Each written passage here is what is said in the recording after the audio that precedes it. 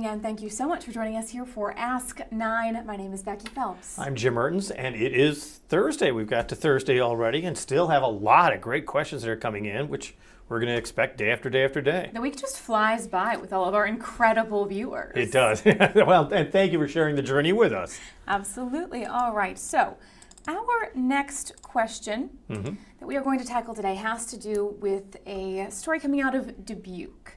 We have a lot of people who are wondering a lot of questions about the Julien Dubuque Bridge. So Keith has our first question here.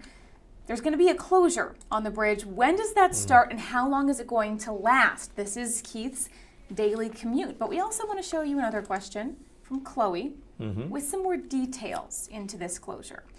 So we found out about this, I believe, on Tuesday for the first time, this closure. When is this going to start? We finally got an answer back from the DOT. The original press release did not have that specific information. Yeah. So their late start date for the project, the latest they want to start this, is July 6th of 2026. So you are getting a lot of heads up on this construction. And my understanding is that when the original press release came out, that was kind of the whole feeling behind it from the city as well as the DOT, is that this is going to be a project that actually starts in the summer of 2026, but they want to get you to think about it right now because the Julien Dubuque Bridge is one of two major bridges between, well, I'll just say over the Mississippi River. The other one being the bridge that goes to Wisconsin, Highway 151, that goes all the way up to Madison. This is the major bridge, though, that connects Dubuque with East Dubuque and Galena, and it is heavily traveled for people who live between particularly East Dubuque and those communities. And Dubuque being the largest community there, it's a bit of a lifeline for people who are in Joe Davis County. So that would include like East Dubuque and maybe Stockton and Elizabeth, as well as, well, I'm talking about Carroll County as well, but as well as Galena. So I mean, it's a major bridge and it's shut down. It's good to forecast ahead. Absolutely. Keith said this is his daily commute. He is not alone. There is going to be a pretty big impact for this. So late start, the latest they want to start it is next July 6th. An exact start date, they're going to have a better idea of that once they meet with the prime contractor. That's what we heard back from the Iowa DOT. So then the next question, how long is this going to last? That's a little bit more complicated, and it goes along with Chloe's question that I'll put back up. Will the side of the road on the bridge that leads from East Dubuque to Dubuque be open at least, or will the whole bridge be closed all at once? It will be closed all at once for about a month. They seem to try to limit it to as short a period as possible. Right now, and once again, this is what, a half a year away. Right now, they're projecting it to be about 4 weeks, about a month. So they are planning to have the eastbound detour in place for up to 3 months. But yeah, so the entire bridge is planned to be closed for about a month. So that is going to be the impact there. Now, it's going to be a major impact, but the DOT says that it is trying to limit the problems that commuters would have as much as possible, and by keeping it to just a month, and thereby you'd have to take the bridge into Wisconsin and then come down south to get to East Dubuque. It actually adds about 15 minutes to the average commute, depending upon where you are near the river. So it is an inconvenience. There are worse inconveniences if you take a look at the Lansing Bridge, where we're talking about like a 45-minute difference.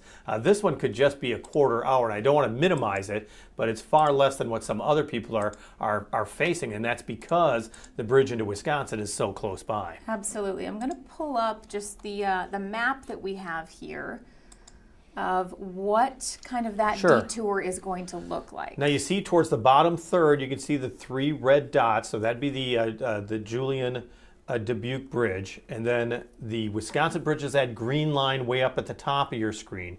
So if you're used to going over where the red, I can't say, are those dots or where those red X's are, you have to go basically through the community, through Dubuque. But that's 151, and it's 45 miles per hour in that area, and then it accelerates, of course, to 50, 55, and 65. But then you can see once you get into Wisconsin, you start looping north, as you're heading towards Madison, and then you have to come back down by taking 31 and Highway 35, and that gets you back down where you're looping back into East Dubuque. Yeah, so you like you said earlier, about a 15-minute of extra drive Inconvenient. time. Yeah, inconvenient, but could be worse. Yeah, could exactly. Be And they're talking about that for a month when yes. all of the bridge is closed down for this construction project. Yes, so, and they have mentioned that work is going to include so many things. They are going to repair the deck joints, they're going to paint the superstructure, they're going to seal the deck, replace the handrails on the pedestrian crossing, so they are really doing a lot of upkeep. In this 1 month, they're going to close the whole thing down. Well, and as you may remember, this summer I was in our town, Galena. We spent a week in Galena. That road construction all through that area, I mean, you're going all the way from East Dubuque to Galena, where they're really modifying that 2, in some areas, 4-lane highway. Once this is all done, it's going to make that commute so much better in that area. But you got to get through the construction that's going to be going on, once again, starting next summer. And I did see a lot of thoughts along those lines. We posted this on Facebook, letting people know what was going to be happening. And I saw a lot of comments that were like, we need this. I drive this every day, and this area really needs some upkeep and care. And right now, with all that construction, I know a lot of people, I mean, you have to be really cautious. I mean, there's vehicles coming in and out the construction site, and there's temporary stoplights in that area, just past East Dubuque in that area. So just be patient. We keep saying that in regards to bridge construction, and I know as commuters, patience isn't always the easiest thing to have, but I think that's what's going to really get you through this construction season heading into next year. It will be worth it, we hope. All right, we have another question. Oh, good. This is coming from Nathan, and it is about a ceremony held for one of the data centers coming to the Cedar Rapids area. Nathan is asking, do we know where these data centers are pulling the water they need for cooling? It's a great question. These data centers are so complicated, and it's a new thing for Cedar Rapids, as we are getting 2 at least. They're looking at a third, I think, as well, but they are, exactly. 2 are confirmed to be coming to Cedar Rapids. We have 2 that are basically already planned, or the construction that they have broken ground, and that, of course, is near the airport. And then that third Google Center, which could be yet another campus of data centers that is planned in the area near Palo. And when you're talking about energy, and if you're talking about water, those are the 2 basic things that these data centers just consume massive amounts of, and we're seeing the data centers popping up all over the country now. And so communities, I know there's communities in Virginia that have been able to stop this. A community in eastern Wisconsin, north of Milwaukee, stopped a data center, and it's all because of actually 3 concerns: water consumption, energy consumption, and any ambient noise, the humming or whatever noise or frequency that people fear are going to be emanating from these plants. But water is the big issue with this question. Water is a huge concern. So we looked into, this question came from the story about the QTS data center. And something interesting about that particular data center, they say that they are going to have a water-free cooling system. What does that really mean? It's not water-free. They are still using water. They are just using it in kind of a closed loop. So they do use less water. So they claim it's more efficient, and they call it their water-free freedom design. And the design just removes the heat without consuming the water. It just recycles it over and over and over. And they say that it saves more than 48 million gallons of water every year per data center. So it is more efficient, but still that concern about water being pulled. TV9 has done a couple of stories about these data centers coming to Cedar Rapids. City leaders say they are very confident that the water system that we have can handle this demand. A major aquifer below eastern Iowa, of course. There is also a discussion about whether or not these more air-cooled, less water-used cooling systems actually require more electricity because of the way they operate. So that's another concern. But once again, for communities like Cedar Rapids or any of these other cities or rural areas that are looking at these data centers, there's so many unknowns because they just haven't been around that long. There are data centers in western Iowa, Yes. also in the Des Moines area, so it's not like they don't exist.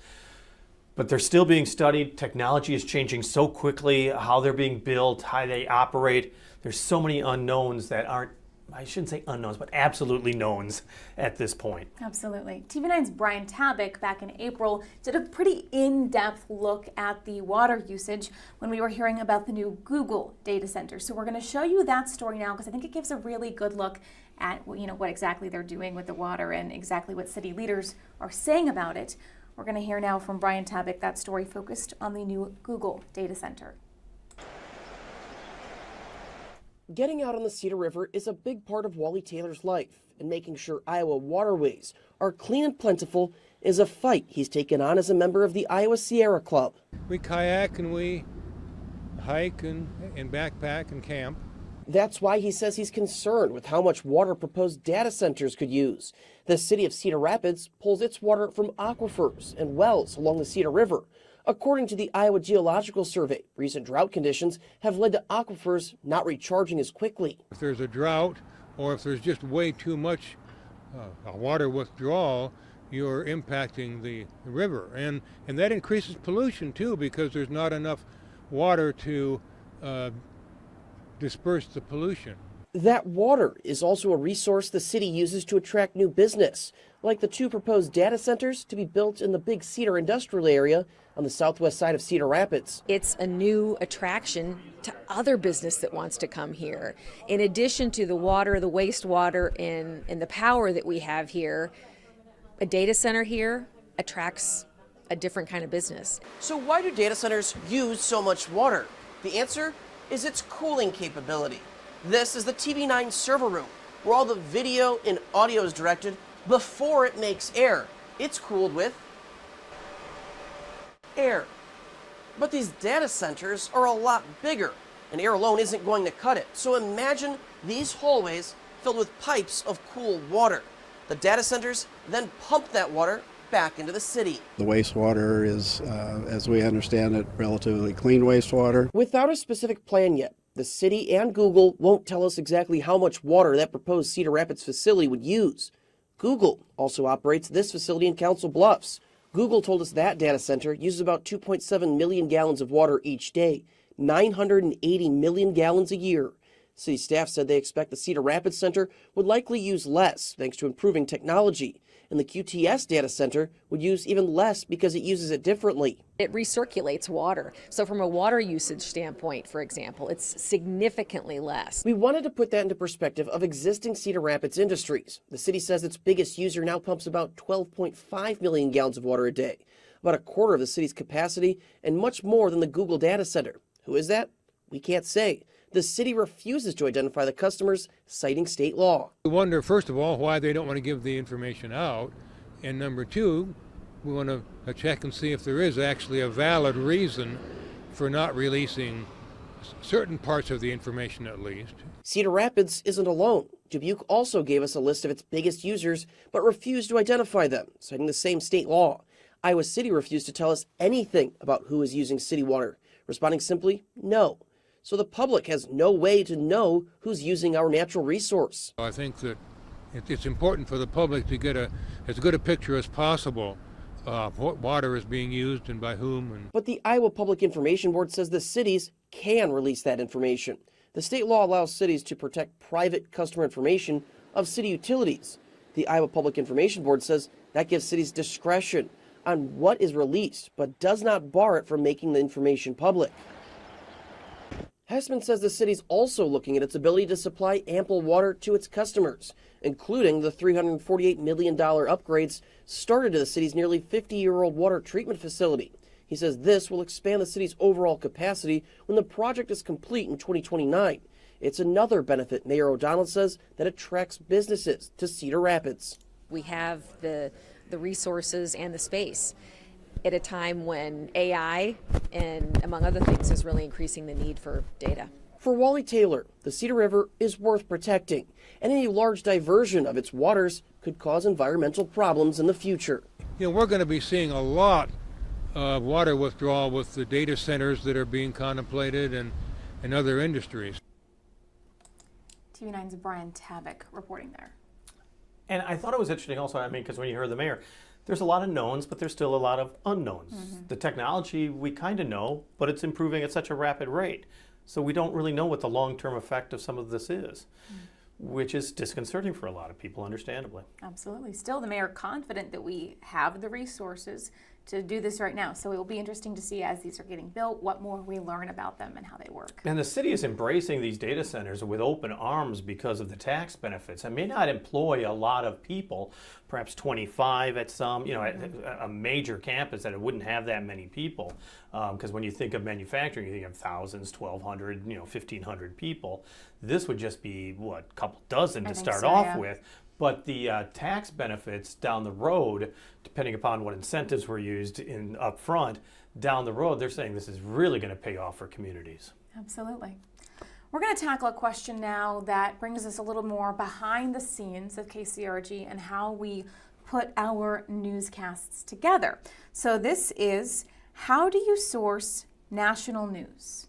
Okay, we're a local news organization. I mean, we cover City Hall, we cover your schools, but how do you get the stories from the other side of the globe? And that's where we have the resources of ABC News, of CNN, as well as the Associated Press. And those are the gold medal, the three standards that you want to have in your newsroom. A lot of stations have CNN. Associated Press is basically in every single newsroom. And of course, we're an ABC affiliate. Yeah, so ABC and CNN actually provide resources that we use. They provide news packages, videos, sound bites, interviews with people from across the world, and they're all put in a website that we can put in any of our newscasts. So we take a lot of those resources for, covering the Israel-Hamas conflict, covering anything, with Trump visiting other countries, things like that. We really lean on those resources to pull video, because we are a visual, media. We want to make sure that we not just report on things, but that we can show them to you. And the other thing that people may not understand is that when you're part of ABC and you're part of CNN, it's also a sharing organization. So we share with other CNN stations. A good example is we're a CNN station. ABC.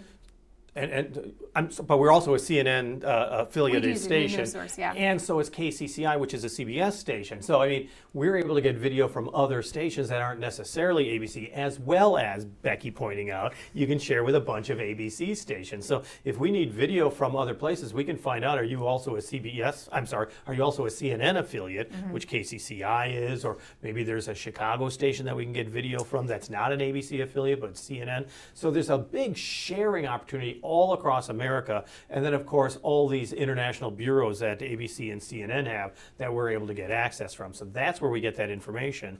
And then very up to the date, up to the minute information we get from the Associated Press wires. That gives us the editorial information that we can use and give you the latest that they report to you as well. Yeah, and that is interesting because Associated Press is something that we aren't required to cite that, so we can just report that as is in our newscasts to you guys. We get those banners all the time. They are coming down on our desktops, in the breaking news format, so we can find that information from around the world instantly along with everyone else. But when there is a scoop that one has and the other ones don't have yet, you will hear us say the Associated Press is reporting, or ABC has got video or pictures of the East Wing of the White House being torn down, or you would cite the Washington Post, which was one of the first to show pictures from some people who were in the Treasury Department across the street taking pictures and giving it to the Washington Post. That's how that developed. And then slowly but surely all the other stations like AP and ABC were able to get pictures like that as well. So then we can just use that from ABC rather than citing the Washington Post. But so if somebody's reporting it first, we want to make sure that we give them credit. But once our affiliates such as ABC or CNN or AP get that story, then it's part of our system, as is if we report and they use it from us, they may cite us, but otherwise it's theirs information as well. Yeah, We love to share this part of our work with you guys. Please, if you have any questions about, how we operate, how we put our newscasts together, how things work behind the scenes, reach out, message us on Facebook, send us an email. Let us know what you are interested in hearing about. Got questions? That's the easiest way. Just ask 9. All right, join Jim and Beth at 6 o'clock in just a few minutes for that newscast. And we'll see you right back here for Ask 9 tomorrow at 5:30.